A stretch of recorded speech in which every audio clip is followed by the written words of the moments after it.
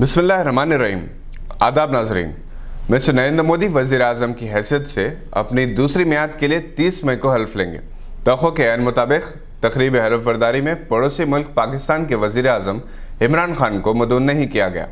2014 में मिस्टर मोदी ने एक नई रिवायत कायम करते हुए सार्क ममालिक के सरबराहों को मदऊ किया था, जिनमें इनके हम मनसब नवाज शरीफ भी शामिल थे। इस मरतबा मिस्टर मोदी ने पाकिस्तान को नज़रअंदाज करने की खातिर बिम्स्टेक ममालिक और किर्गिस्तान और मॉरिशस के सरबराहों को मदऊ किया है।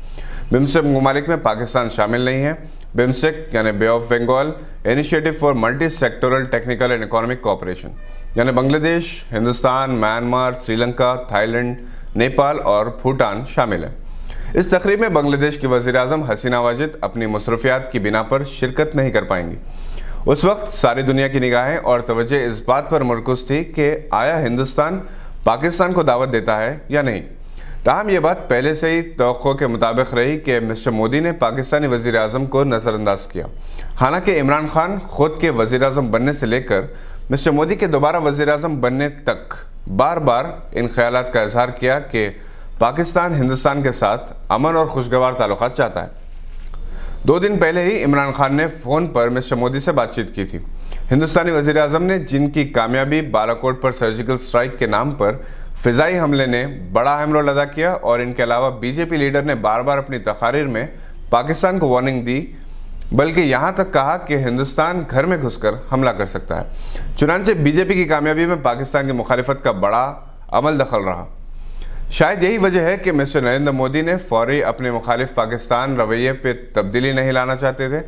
यहाँ ये बात काबिल ज़िक्र है कि नवाज शरीफ जिस वक्त वज़ीर आज़म रहे उस वक्त भी हिंदुस्तान को ये शिकायत रही थी कि पाकिस्तान सरहद पार से हिंदुस्तान में तखरीबी सरगर्मियों में मुलविस है। इस बात के बावजूद मिस्टर मोदी ने नवाज शरीफ से खुशगवार ताल्लुकात कायम रखे। ये बात भी तवज्जो तलब है कि हिंदुस्तान और पाकिस्तान के दरमियान 1999 में कारगिल की जंग हुई थी। तब वाजपेयी हिंदुस्तान के और नवाज शरीफ पाकिस्तान के वज़ीर आज़म थे। इमरान खान ने पाकिस्तान का इख्तिदार चंद महीने पहले ही संभाला। वहाँ के हालात इन्हें विरसे में मिले हैं। ये इमरान खान की बदकिस्मती है कि इन्हें एक ऐसे वक्त पाकिस्तान की क़यादत संभालने का मौका मिला जब मुल्क माशी तौर पर बर्बादी के दहाने में पहुँच चुका था। दहशतगर्दी की पुष्पनाही के इल्ज़ामात की वजह से कई ममालिक इससे किनारा कशी इख्तियार कर चुके थे। इमरान खान ने अपनी सलाहियतों से और अपने ताल्लुकात की बिना पर अरब ममालिक से इमदाद हासिल करते हुए अपने मुल्क को मुआशी बहरान से निकालने में बड़ी हद तक कामयाबी हासिल की। हिंदुस्तान से कशीदा ताल्लुकात के पेश नज़र इसने चीन से ताल्लुकात को बेहतर बनाया, जो इसे मुआशी इस्तेहकाम में मदद कर रहा है। ताहम हमदर्दी के नाम पर चीन ने पाकिस्तान पर खर्च का मज़ीद बोझ डाल दिया। तवक्को की जा रही थी कि अगर इमरान खान तकरीब हल्फ बर्दारी में शरीक होते तो वो अपनी सलाहियतों से दोनों ममालिक के दरमियान ताल्लुकात को बेहतर बनाने की कामयाब कोशिश करते। दोनों ममालिक के दरमियान गुज़िश्ता 12 साल से मजबूत क्रिकेट ताल्लुकात बहाल होते और बाहमी ताल्लुकात को फ़रोग़ हासिल होता। हो सकता है कि बाज़ सलाहकारों ने यह मशवरा दिया हो कि अगर इमरान खान को मदऊ किया गया तो इंटरनेशनल मीडिया का मरकूज़ वही बन जाते और अगर मुश्तरका प्रेस कॉन्फ्रेंस होती या इन्हें मीडिया से बात करने का मौका मिलता तो वो अपने डिप्लोमेटिक और फ़लसफ़ियाना बातों से सारी दुनिया की तवज्जो और खराज तहसीन वसूल कर लेते। मिस्टर मोदी के शानदार कामयाबी के बाद इमरान खान ने यहाँ तक कहा कि मिस्टर मोदी इनके वालिद की तरह हैं। इस पर पाकिस्तान अपोजिशन वलवला मचा रहा है।